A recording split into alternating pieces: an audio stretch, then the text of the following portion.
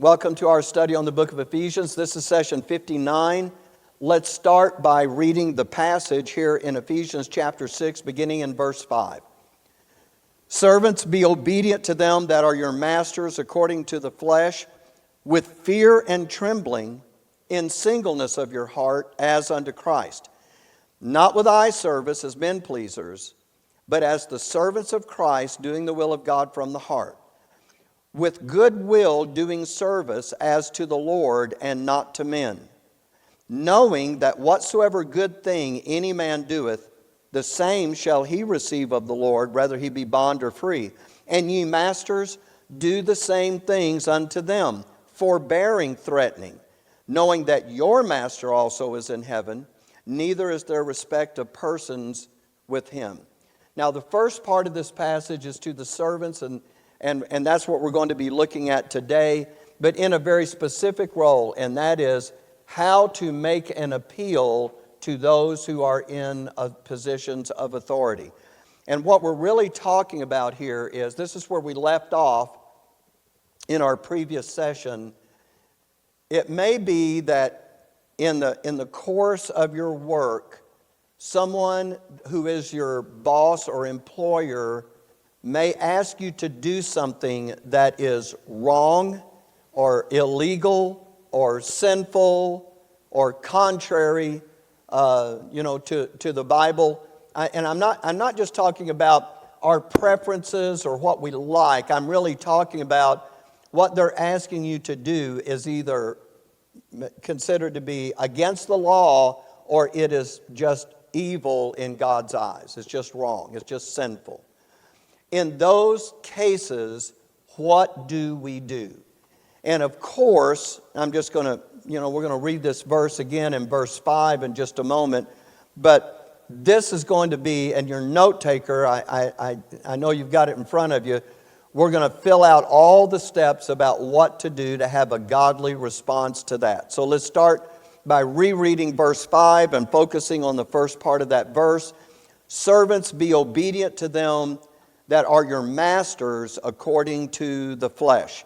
Now, the Bible is not instructing us to commit sin in order to be obedient. I think everybody gets that, but every once in a while I have heard that question. When the Bible tells us to obey, are we just supposed to do it no matter what, and God doesn't hold us responsible? No, we are going to be responsible.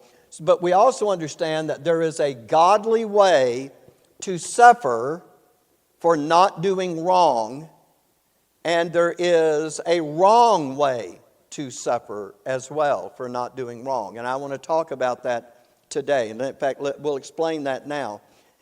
If you are ever asked by someone, and we're talking about within the institution of work, so if you're ever told by an authority figure in your work to do something that you believe is morally wrong, or is sinful, or a violation of the law, you would refuse to do that, and if you do, you may suffer in some way. Now, when that happens, it's really easy for us to think, hey, I'm suffering for Christ, so you know what, I'm good here with all of this. But here's the thing I want to make sure we understand. There's a wrong way to decline an evil command.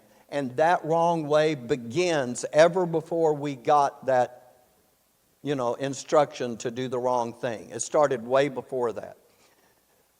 What we're going to do now is look at these 6 steps one by one of what we do when we're asked to do something that's wrong. And actually, the first 2 steps take place before you have ever been asked to do something that's wrong. And these are important steps if we want that process to work. Because here's what you're after. You want to be in a position that if authority asks you to do something that is wrong, that you know exactly what to do so that you can change the mind of the person that is in authority. And I say so that you can change their mind, but actually what you're doing is you're giving God an opportunity to change their mind. There is no guarantee there. In other words, this is not a magic wand that if you go through all these steps exactly right, they will always change their mind. But I will say this, you'll be surprised, if you go through all these steps, you'll be surprised at how few times they don't change their mind. I mean, that it really is surprising. But it's not a guarantee, and it doesn't work every time. Okay, and by the way, that's not what you're after anyway. That's between them and God. You're after doing your part and giving God the best opportunity to be able to work in them. So looking at figure 1 in your note taker, that number one thing, let me show it to you here on the PowerPoint, is check our attitude. And that begins early on. And we're talking about attitudes before we talk about actions, because our actions are the results of our attitudes. And so I'm going to give, now below that is a whole bunch of things that we're going to fill in. And so I want us to, what these are these are attitudes that can creep in to the workplace. And they are detrimental not only to what's going on in the workplace, but if you ever need to make an appeal, if these things have been present, that appeal is not going to work. So let's kind of go through these. The first one is this: an independent spirit is the basis of, and I guess there it is, an independent spirit is the basis of disloyalty. And while you're filling that in, let me talk about that for a moment. Not talking about an independent spirit in the fact that we like to be independent and all of that, but we're talking about in the workplace about someone who just wants to go their own way. They're really not going to be part of the team. They're not really in step with their boss. And in the workplace, that independent spirit leads us to, you know what, we just see things differently. We're arguing with our boss. We find fault. Now we're starting to criticize. We second guess the things that are said. Look, in short, we're just being disloyal. And if your boss perceives you as being disloyal, it won't matter how valid your appeal is, he doesn't want to hear it. Because he knows you don't have his best interest at heart. You're just after yourself. And that will show up. And so if we find ourselves criticizing those that are in authority over us because we don't see eye to eye, then we have put our focus on the wrong thing. And even though, this is talking about the workplace, we can be disloyal in other areas as well. And I think it's not hard to make that connection. Let's do the next one now. A disrespectful spirit is the basis of disobedience. Now, what if I don't respect the authority over me? Well, it's important to distinguish between an authority's position under God and his human personality. We respect the position, and at the same time, we may be very aware of his personality deficiencies. Now, we can see all of that, but don't confuse those. Within the workplace, God requires this respectful spirit, because without it, what we're doing is giving Satan all that he needs to build this disobedient spirit. And so what you have is, people are not objecting to things because they're illegal or morally wrong or sinful. They're just disagreeing with stuff because they're just disagreeing. And that creates an atmosphere now that's adversarial, and your appeal will not work. In fact, you won't have any testimony toward those who are in authority in the workplace. Here's the third one. A condemning spirit is the basis of self-righteousness.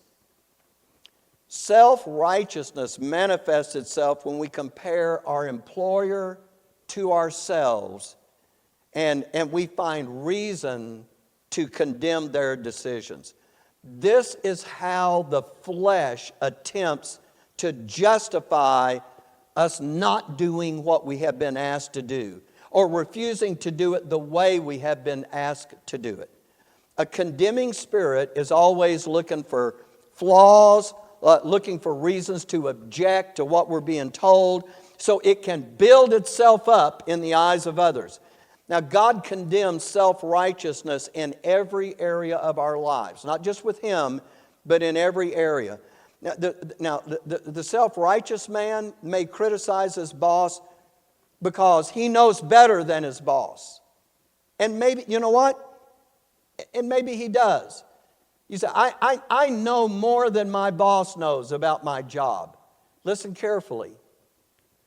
You're supposed to. You know what a good boss does?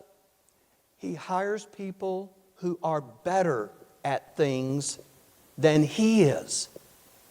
That's who you want to surround yourself with. If you're better than everybody else, then you're only going to go as far as you can take it. But if you surround yourself with people who know some things you don't know or have some skills you don't have, it makes the whole company better. So I don't like that criticism. I don't think God likes that criticism of, well, my boss doesn't know as much as I do. Great! Because that's what I would want to do. Get some people around me who are more skilled at some of these things than I am, so we can do better than I could do on my own. Here's the next one. An ungrateful spirit is the basis of pride. It's easy for prideful people to think they don't have very much to be grateful for. Because, after all, I'm earning my wages. They're not giving me anything. I'm earning my wages. Okay, I understand that. But here's the thing. You don't have an intrinsic right to a job. I can look at, I'm here and I can go, hey, you know what? I'm earning what I get paid. But here's the thing. I don't have an automatic right to be the pastor.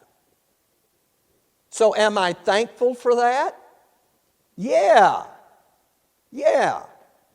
So there's no law that says, you know what, they had to hire you. So you see these attitudes, the way they all work just like this. Here's the next one. A lazy spirit is the basis of poverty and dishonesty. It's easy to see how this works with poverty, because if you're lazy, you may wind up no longer having a job. And also, not just poverty, but dishonesty. Instead of thinking about how little we can do, we should be looking at this job to think, man, here's an opportunity for me to really hone this skill, to really get good at what I'm doing. I'm not going to get this story exactly right, but I'm going to repeat a story that Richard told me when Richard had a Boy Scout troop. And one of the things they were doing is they were learning to tie knots. Not enough for Richard to teach them to tie the knots. He taught them to tie the knots behind their back where they weren't looking. So when they went to competition, guess what? Yeah, they won. Why? Because they went further. Here's what most folks do in a job. They learn their job in about the first 6 months, and then they never get any better at it. They just keep doing the same thing for the next 25 years. And I'm just going to say that when we decide to be lazy about what we're doing, it really affects a lot of areas in our life. Here's the next one. A bitter spirit is the basis of selfishness. Now, people don't realize this, but when you allow yourself to become resentful about your job or about your boss, it starts a process of selfishness in you that you may not realize is happening. And by the way, if you begin to be selfish, that first core feature of godly love that we learned back in Romans 12 is not going to be working in you. Remember? Don't think of yourself more highly than you ought to think, but to think soberly according as that God hath dealt to every man the measure of faith. That we put that first core feature into the term selflessness. And so if you're going to have that godly love on the workplace, selfishness has no place. Here's the next one. An impure spirit is the basis of self-indulgence. When you allow yourself, and I'm going to give a broad spectrum here. When you allow yourself to entertain lustful thoughts in the workplace, you're laying the groundwork for moral failure. And you don't want to do that. Why? Because your thoughts are the basis for your actions. But it's not just restricted to moral failure. An impure spirit gets us thinking about ourselves. What am I owed? How unfairly am I being treated? And whether those things are happening or not. So it really takes the focus away from what you should be looking at. So what are we doing here? What are we doing in this first thing? I'm showing you that our attitude is the basis of our actions. And we almost never act independently of our attitude. I'm going to say that again. We almost never act independently of our attitudes. They are what drives us in almost everything we do. So if the time ever comes that you need to make an appeal to your boss because he's asked you to do something that you just can't do, if you're going to have any power behind that appeal, you will need to have been an employee that has the right kind of attitude in the workplace. Because if any of these things have been working in you, you have lost the credibility to make that appeal. I want to give you an illustration about this, kind of out of my own life. Now, I learned this some time back. I'd like to say I always practice it, but that's not right. But look, I was working at a church, but it didn't pay me very much. And so what I did is I started a janitorial company. We were cleaning buildings throughout Dallas. So we had about 12 buildings that we'd go to at night. And, we do all the stuff to clean the building, get it ready, for folks to come to work the next day.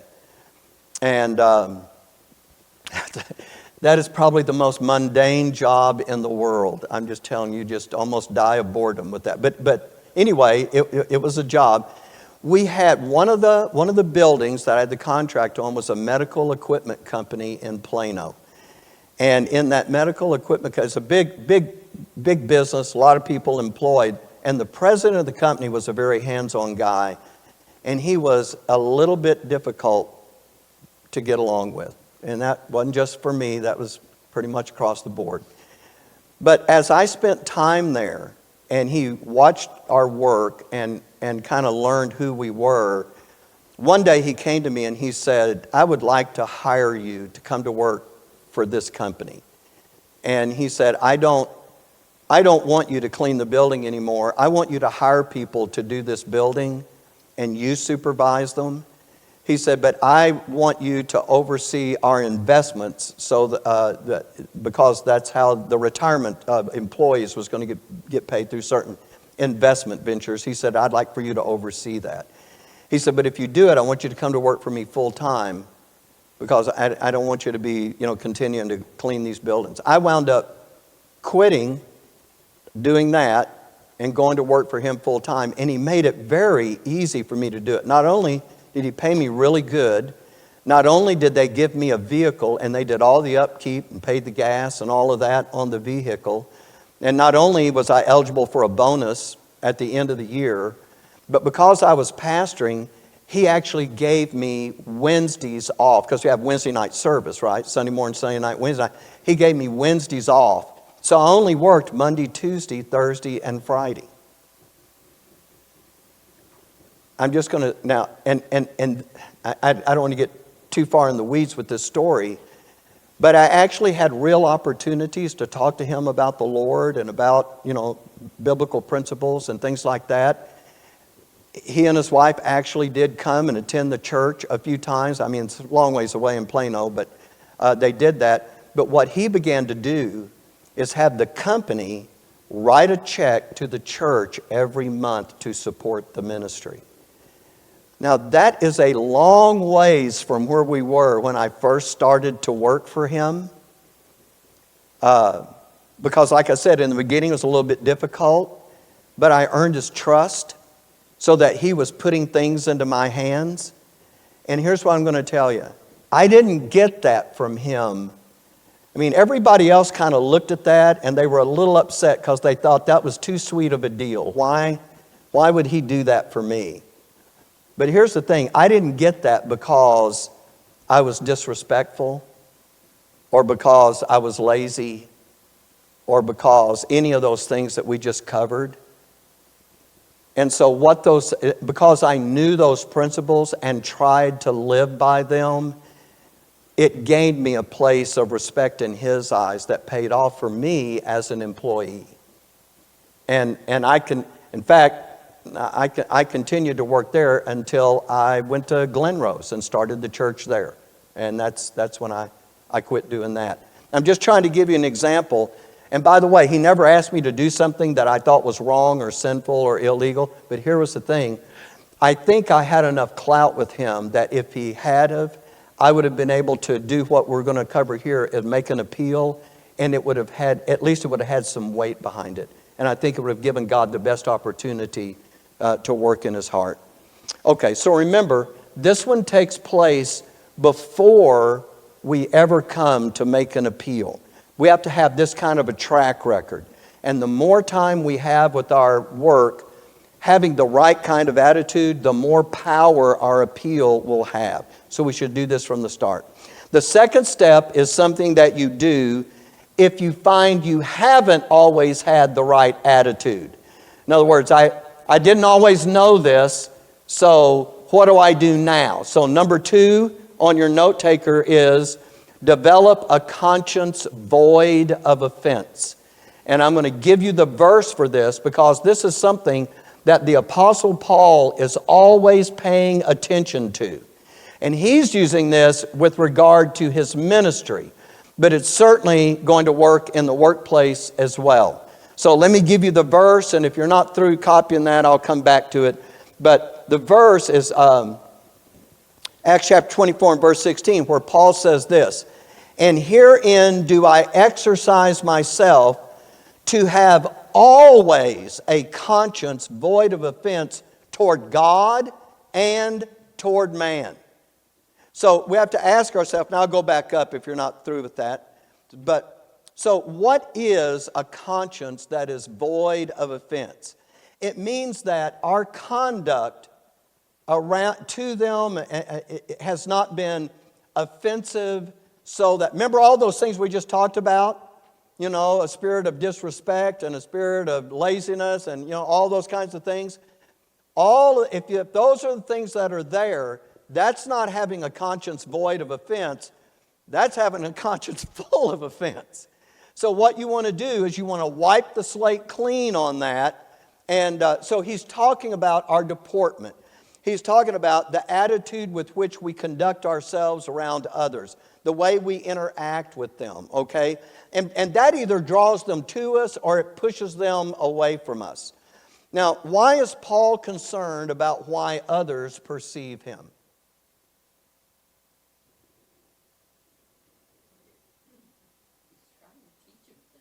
Okay, Gloria says trying to teach them things. Linda? For them to be able to, for him to be able to minister to them later on, maybe. Exactly right. But because Paul has a message, doesn't he? And if he has conducted himself toward everybody in an offensive type way, they're not going to give him the time of day. It doesn't matter. And so that's why it's important to conduct ourselves in a kind and godly way. And of course, we're talking about in the context of the workplace. You know what one of the biggest hindrances to getting a conscience that's void of offense for saying, by the way, we're going to talk about exactly how to do that in our steps that come after this, but one of the biggest reasons that people don't go back and readjust that is because they feel like that if they did something that was offensive to somebody in some way, that person was more in the wrong than they were. And they feel like now they're justified in conducting themselves that way. That's a very clever trap that the adversary lays for us. And so what we do is, if we feel guilty about it, what do we instantly do? We start to blame somebody else. And so when you start blaming everybody else, and that's what you're focused on, Look, you're not going to, you're trying to get rid of the guilt, but you know what you're going to wind up with in the end? You're going to wind up with both guilt and blame. You're not going to be able to escape that. The world always tries that, and it never works. Now, our natural inclination, and look, here's a guy at work, okay, and you know what? He's had these attitudes that have been, you know, the boss doesn't really trust him too much. He's not really sure. He's got all these things going on. So you know what happens? Is this guy now, he knows the boss doesn't like him, and so he goes around and he finds other people and he goes, boy, I don't know what's wrong with the boss. He kind of throws the boss under the bus. But you know what? He's wanting, and he's going to get it most of the time. He wants them to go, yeah, you know, that guy, he's just not a good, you know, that's what they want. And so they're kind of careful who they say it to because they want to do that. Here's the other thing too. You say, what if I'm not doing that? But somebody comes to me with that. And they're wanting me to kind of chime in with that. Here's the thing. When people are trying to live for God in the energy of their flesh, this is the way they do it. And you can't participate in that because all you're doing now is telling them, yeah, you're right to continue to have these bad attitudes. And that's not what you want to have. Okay, stop. Time out. You're in the book of Ephesians. You realize what that means. You're no longer in the simple son doctrine of Romans. Now you're being asked to do something. And this is supposed to take your edification to another level. That is not going to happen by continuing to do the things the flesh has always guided you to do. This has to change. And if it doesn't, your edification comes to a screeching halt. This is how it gets done. And you got to understand that when Satan whispers in your ear, I prayed this at the beginning. I know Satan is going to oppose this working in us because he doesn't want to see this. He realizes the power of it. So the flesh does all kinds of things. He's asking way too much. We'll find out.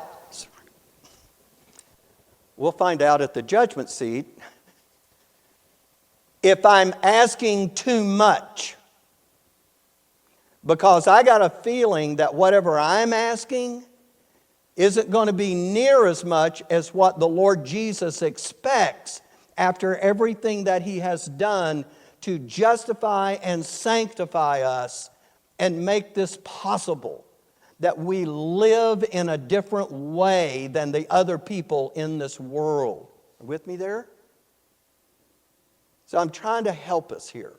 Become the people that we are designed to be. That other way, look, that other way is a way of misery. You do know that. Have I ever worked a job where I didn't like the job or I didn't like the person I worked for? Yes. Yes. And so what did I do? I responded to that out of my flesh. So when the boss is around, I'm saying all the things I know he wants to hear, that's not what I'm thinking. And because I'm thinking something different and talking to other people about something different, you know what? My work life is miserable. Miserable. So because work is a divine institution and God puts some people in it, I say He puts them. You understand, there's positions of authority in every workplace and there's positions under authority in every workplace. And I have been in both of those. And if you're under authority, now you have an obligation to live differently. And that is the only life that is worth living. I'm not trying to make it tough. I'm not trying to make it hard. There's no bonus in this for me. There is. Your edification. The glory that you're investing in for eternity. That's what's at stake here. Okay? So how do we do it? Now let's go through the note taker on this. The first thing is we correct any wrong attitudes. That's the first thing you have to do. If you located a bad attitude, now you've got to go to work on correcting that.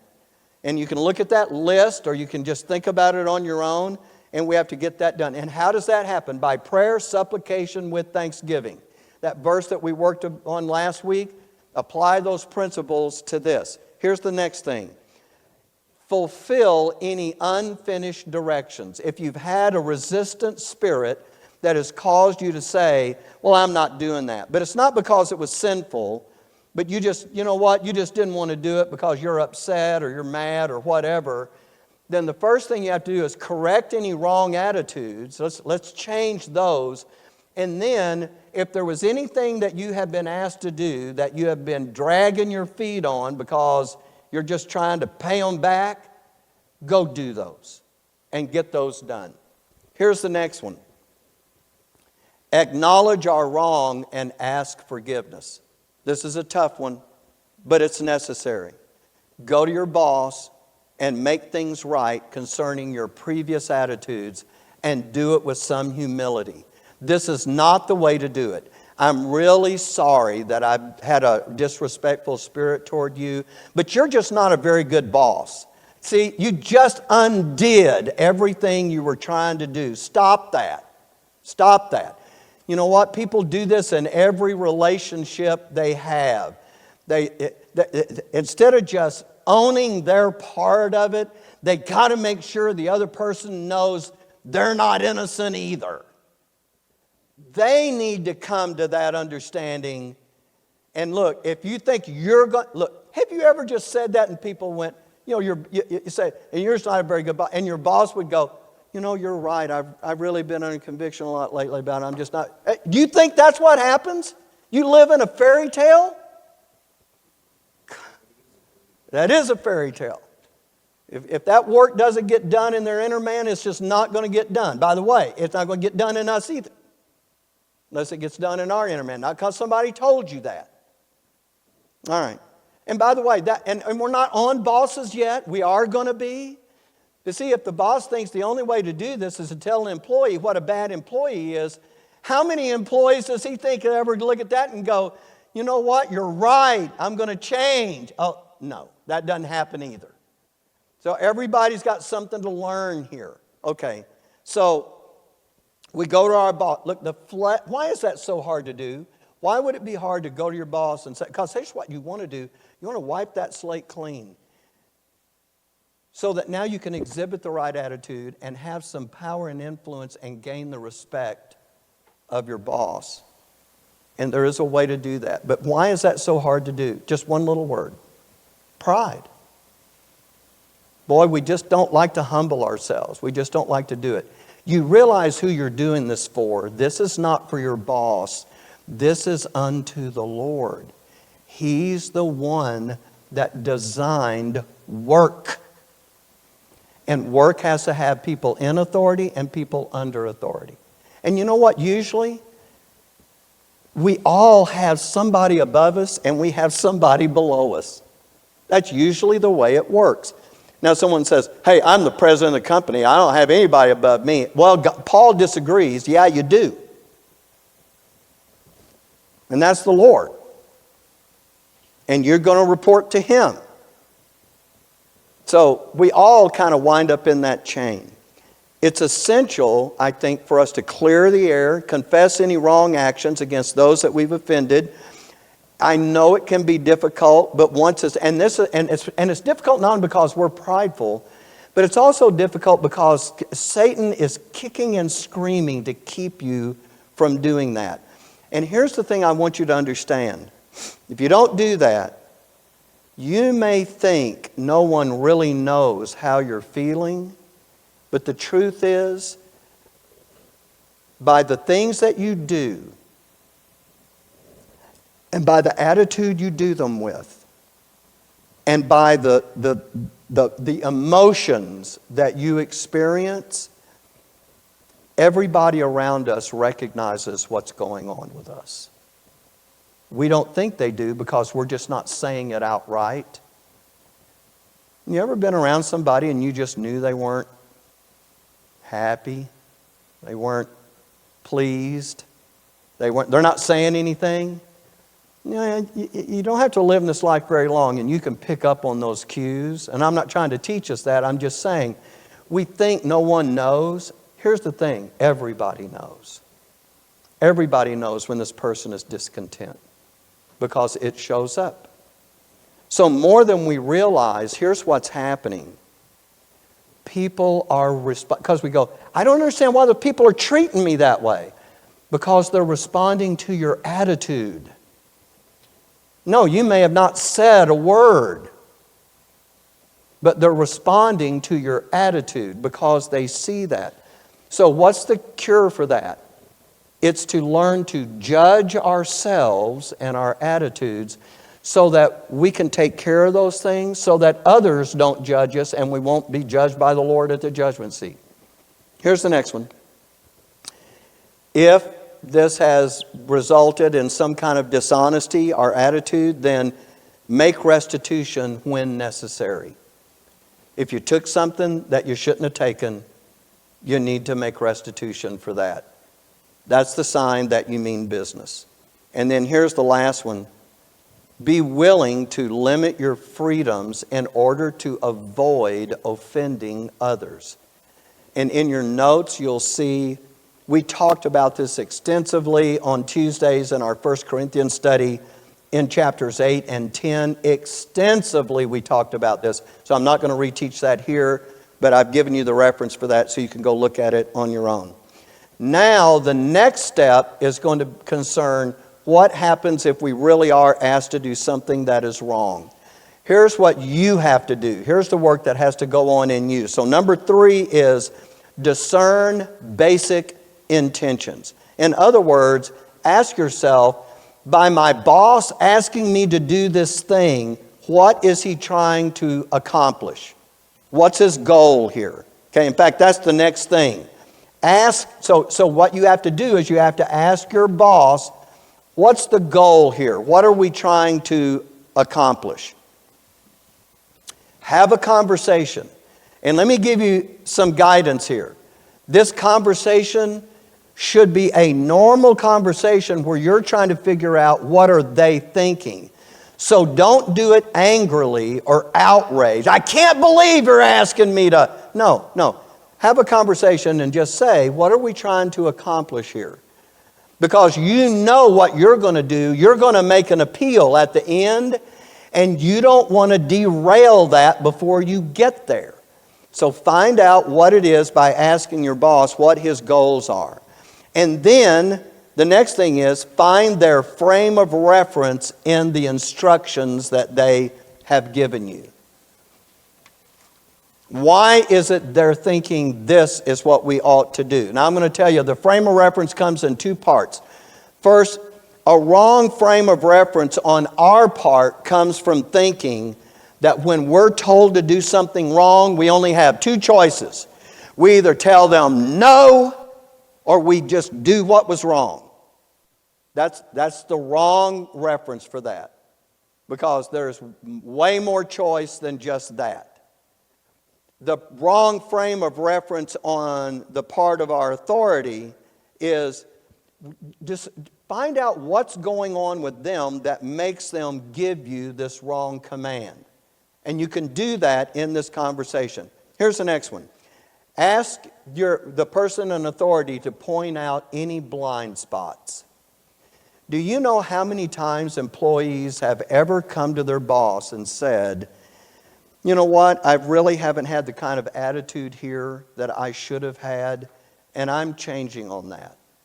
And you know what, I know that God is working with me, and so I'm going to come to you and tell you that, you know, I'm sorry that I didn't have that before, but I plan on having that now.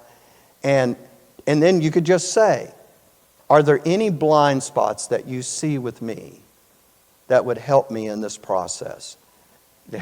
This is really important. If you're not willing to hear the answer, don't ask that question. Because you're probably not going to get that. If you're expecting, we don't see anything. Okay, probably going to be disappointed. The effort to say, do I have any blind spots, has to be a genuine effort. And if they point something out, then you need to go to work on that without walking away from there thinking, who does that guy think he is telling me I'm... Don't ask the question unless you're really serious about doing it. So you have to be able, and that means you don't go around looking for confirmation about that. Well, guess what the boss told me today? I evidently have a blind spot. Okay, you know what that tells me? You're not interested in doing this work. You're just interested in everybody patting you on the back like there's nothing wrong. We don't like to hear that, but you have to be able to do that kind of difficult work in every relationship. Now, again, because this is the nature of the thing that it is, I'm going to give you another personal illustration. The other one looked good for me. This one does not. So I actually had a time when someone came to me and told me about my blind spot. And I'm going to be honest with you. It stung pretty good. Now, I did know how I was supposed to respond. I did understand that. I mean, I understood what we're talking about here. I understood this. But just because you understand it doesn't mean that when I do it, it's going to be easy. And that really did. I took offense. They didn't mean it as an offense, but I took offense at it. And because I did, I'm hoping I'm not the only one in the room. But it made me struggle to try to honestly do the work on this thing that they pointed out. You know what immediately happened in my mind when they did that? I thought of 3 reasons why I was justified to do that. That's the first thing. And that's a danger signal. And you know what? I knew that was a danger signal. You know what that made me want to do? Find a 4th. Let me just double down on it. All right, so here's what I'm going to tell you. When I finally was able to engage in a genuine practice of saying, and you know what? And you can say, Lord, if that's really true of me, I need you to let me know. Look, you're not there yet when you're asking that kind of a question. But and I'm not gonna give anybody a hard time that's trying to work through it, because I know how hard that was for me. But listen, I'm going to tell you something. When I honestly did the work on that, you know what I found out? They were right. They were right. Was that a blow to my ego? Yep. But they were right. And so I went to work on it.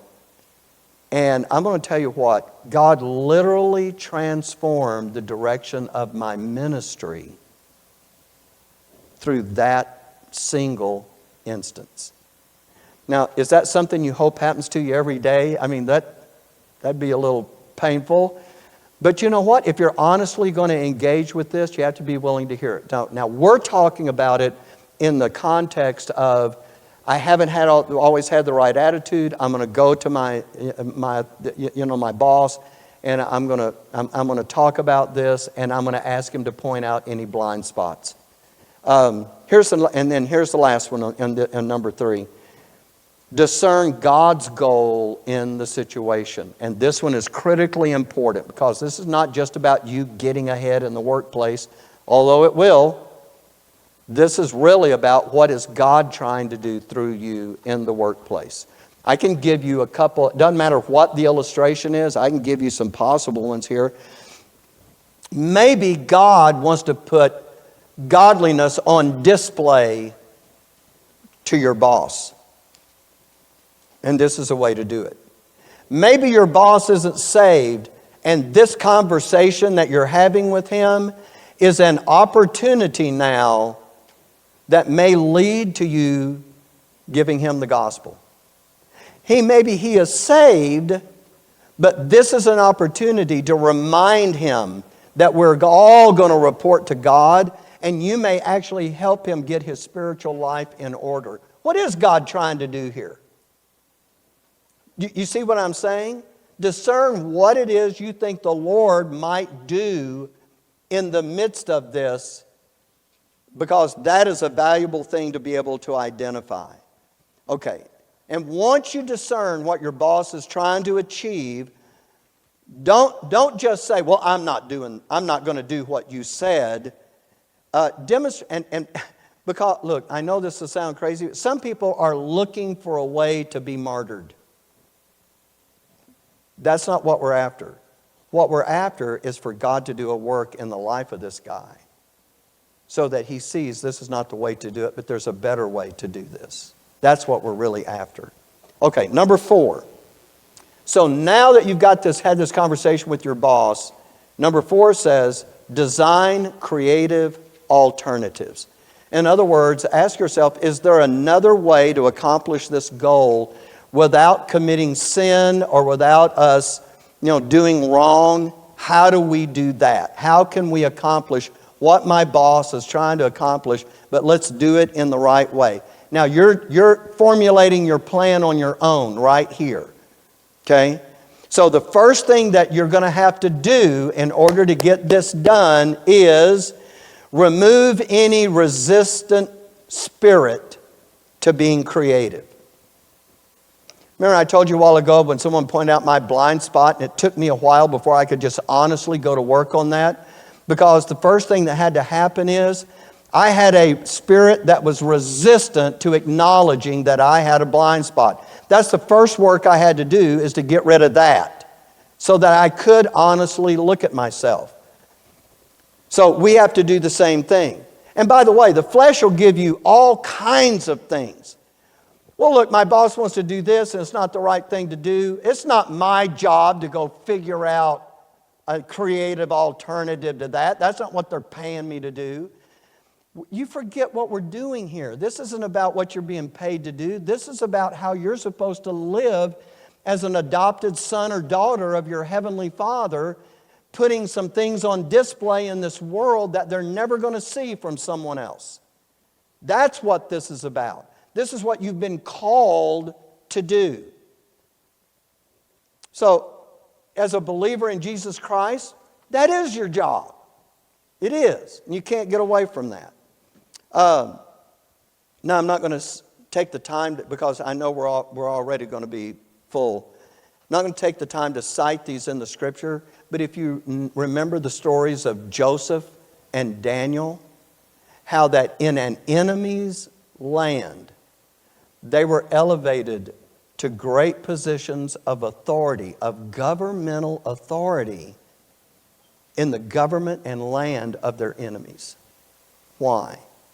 Because they understood principles that were, I know it was under the law and all that kind of stuff, but they understood principles that God honored, and they lived by those principles, and it gained them a respect in the eyes of those authorities that were over them. And so we're not going to go look at those, but I think just saying it will kind of bring it to your remembrance. Here's the next one. Use difficulties to expand your frame of reference. And what am I saying by that? I'm saying just because something is difficult doesn't mean you shouldn't try to find this alternative. Get creative. Do some research. How does someone else get this done without breaking the law or causing people to sin? How does this getting done by, find a way to do that and invest some time and effort into that. Here's the next one. Gain insight from the doctrine. We talk about this so much, I don't need to give you any commentary on this. The doctrine is always going to inform our thinking. And then lastly, in number 4, now after you've done all of that, design an alternative to accomplish this goal. And then once you've designed this alternative, okay, bring it to your boss and make the presentation. This is your appeal for trying to get what he wants done in a way that doesn't cause you to sin against God or to do something that is wrong. That leads us to number 5, the actual appeal to authority. So that's number 5, and now we'll fill this in, and this is going to be pretty short here. How do we make our appeal? Well, it's important to do it with the right attitude. That means to do it the right way if it's going to be successful. So what would that entail? Well, number one, have the spirit of a learner and servant. We're talking about humility.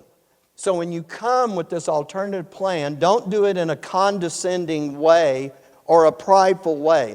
Don't come across like you have all the answers or that you know better than your boss. You may know better than your boss, but you know that isn't the issue here. You know why? Because you ain't the boss. So come across here because you are one under authority, and what you're after is not put your fingers on your suspenders and say, look what I did. What you're after is for God to do a work in the mind of your boss so that this can be averted and you don't have to suffer for it. That's really what we're after here, is for God to do that work. Here's the second one. Explain your convictions without condemning your boss. Explain to him why you cannot break the law, why you cannot do this because you understand it to be a sin against God. But then also include that you want to achieve the goals of the company, provided they're legitimate goals. Okay? This is an opportunity. Here is the opportunity to showcase your faith. I can't do this because it causes me to sin against God. And I know that's not what you're trying to get anybody to do. And that's why I've created an alternative here that will accomplish what you want to do without putting us in this position. And by the way, make this part short and concise. Don't turn it into a sermon. Okay, so boss man, I just want you to understand this. So here, I'm going to play Brother Mike's sermon for you. And an hour and 15 minutes later, when he's lapsed into a coma, okay, yeah, that's right. So just make this one concise and to the point. You're not trying to belabor what an evil, bad guy he is. You're just explaining why you can't do it that way. And then, after you explain your convictions, here's the next one. Present your creative alternative. Here it is. Here's how I think we can get this done. The next thing is explain how it will reach his goal. It will accomplish what he wants to have it accomplish, but you can do this now with a clear conscience. And then here's the last one, and this is really important. Leave the final decision up to him. You don't need to give him an ultimatum. I'll tell you one thing, if you can't come around on this, I'm walking. Stop. It's not about you. It's about what you want God to do in him. Okay? So, let the final decision be with him. He's going to decide. By the way, when you give somebody an ultimatum like that, you know what happens? Pride rises up in them, and now what do they want to do? Yeah, you're fired. That's what Richard knows. You're fired. Okay, you can't quit. I fired you. Okay. Now, all right. So, now, only when you have applied the above 5 steps are we ready for step 6. So once you've done that, if he looks at everything you've done, can I just real quickly rehearse this? He's looking at an employee that has either had a really good attitude in all the things that he's doing, or at some point he came and said, hey, I'm going to be a different employee. I'm really sorry for this bad attitude, but the Lord is teaching me some things. And if there's a blind spot pointed out to me, that gains you some respect. You don't think so in the moment because your flesh doesn't like that. Can I give you one more illustration about that? That was rhetorical. I'm going to give it to you anyway. That is, how many times have I had to stand up here and say, hey, I was looking at something wrong. Remember not long ago I talked about Jesus praying in the garden, let this cup pass from me, and I said, you know what, that wasn't about the cross. I had that wrong, and I did that whole thing. I really want to be more committed to getting it right than committed to me always being right, But there's something, it's either your flesh or maybe it's Satan, always whispering in the back of your mind. If you tell people you had this wrong, they're never going to trust you on anything else. But you know what I have found? That has gained me more respect from people to be willing to say, hey, I didn't have that right. Let's look at the scripture and look at that. And every time that happens, it's a little bit of a surprise because you're kind of expecting maybe the other shoe to drop, the other way. And when it doesn't happen, it's kind of a confirmation that you've done the right thing. Okay, so number 6 is you've made all of this presentation and you're the kind of employee he really wants, and you've gone to the trouble to design a creative alternative, and you laid it out in a very non-condemning way, and now you have given him the best opportunity to change his mind and save face as the boss. But what if he says, no, we're doing it, this is how I want it, this is what we're doing, this is it. What do you do then? Number 6, you suffer for not doing wrong. You're going. Well, that's the next point. You're going to have to suffer whatever it is. So, what could that be? Well, the boss is mad at me. Okay, well, then you'll just have to suffer that. All right? Or, you know what? He takes you off the project and he puts someone else on the project. Okay, well, you'll have to suffer that. Well, maybe he fires me. Well, maybe he does. It just depends on what's important to you here. I'm not trying to make that decision for you. But you have to be willing to suffer for not doing what is wrong. And then here's how you're supposed to do that. Number 1, suffer. Why did I not have that up there? Suffer willingly. In other words, be willing to do this. Okay? Number 2, suffer with humility, which means don't complain about it. Remember when Jesus was going to the cross and they're saying all these things? He's totally innocent. Totally innocent. He's not defending all that. Without complaint. It says he opened not his mouth. Well, if we're going to suffer for doing the right thing, just take it. Do it willingly, do it with humility, and here's the last one, and doing it with rejoicing. Why?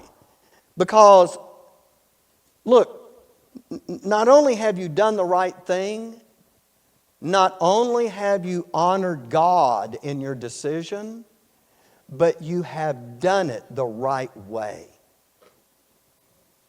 And that's worth something. To know that you're not only doing the right thing, but you've done it the right way, and God has been honored in the whole process. So when we work for someone in the way Paul's about to explain in verses 5 through 9, this process gives power to any appeal that we would make to an authority. And so what Paul is about to teach us here in these verses is, if the time ever comes that we're given an evil command, our appeal will have weight and power to be able to work in the lives of those who have authority. All right, so let me close off with this, and then we'll have a word of prayer. What we do with this, and with every doctrine, of course, what we do with it is going to show up at the judgment seat. Now, I'm not saying that to try to leverage you, but I want to remind you that when we get done at the judgment seat of Christ, I believe we're all, let me say it this way. After the judgment seat, we are all still individually recognizable. Some folks have the idea we're all just identical clones after that. I don't think that's right. I think just as I can look out and I can see Ruby and I can see Sarita and I can see Benny and I can tell, how can I tell? Because the way I see your physical form. But here's what happens at the judgment seat. We get turned inside out. Okay, not physically. Oh, good, our guts are on the outside. No. What I mean by that is all of the work that Jesus has been doing in your inner man, that is now going to be how you are known and recognized forever from that time forward. I really don't think this is so much, I'm not going to debate about the physical forms. I don't think they're identical clones. But what we're looking at is the sum total of the work that He has done in us to conform us to His image. And that's how you're going to be known, that's how you're going to be recognized, and that's what people will see. So in eternity, here's Eric in eternity, and you know what I would be able to say to him? Eric, because now you know what I'm seeing in him? I'm seeing all the work that Jesus has done in him. That's how I'm recognizing him. That is being manifest. And now I can say, hey, Eric, you are looking more like yourself than you ever did before. Because that's the real him. You see what I'm saying? And in eternity, it's not about this. It's about what's in there. But now that gets manifested outwardly, and that's what everybody's looking at. So it's not anybody looking at it going like, I just really like your hair. No, it's going to be that inward man by which we are known. And when you stop, look, I don't know, I'm saying this to you because this makes a profound impact on me to think, because we have this idea that nobody really knows what's going on in me. One day we'll all know. Because it'll be manifest to everyone. We won't be able to hide that. Because if there's not anything there, it's going to show up. And if there is something there, it's going to show up. You know, there's that principle in the Scripture, right? I know it's not talking about that thing, but it's talking about those things that are done in secret. Well, they're going to be revealed to everybody. Well, I'm just saying there's a very similar principle that after the judgment seat of Christ,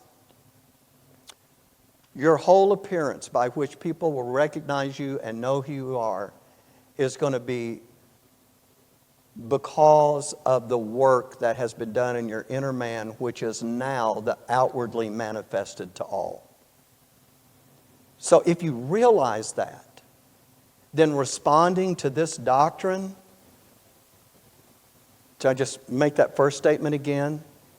How we respond to this doctrine and every doctrine from here on out is meant to be doing that work in our inner man. And that's what we're going to be wearing in our glorified body for all eternity. So for me, that makes an impact on me. And so I really want to look at myself and go, Lord, and look, okay, I'll keep talking and we'll be here another 15 minutes. You get the idea, right? Okay, all right, there it is. Let's have a word of prayer. Heavenly Father, while we hope we never have to make an appeal, we do want to be the kind of godly employees that you have designed for us to be. May our work life be unto you in every area. And I pray that we'll be reflectors of your image in our work. Your name is at stake in us, so may we behave ourselves accordingly. Our future is tied to how we live this life, and you, God, are the perfect judge. You will know exactly how to parse all of that out. May we accomplish what you have left us here to do. May we be the sons and daughters you've designed for us to be. Use us to minister within the divine institution of work. And may these verses in Ephesians effectually work to transform us to your glory. And as we live this doctrine, may we manifest your holiness to the world. In Jesus' name, amen.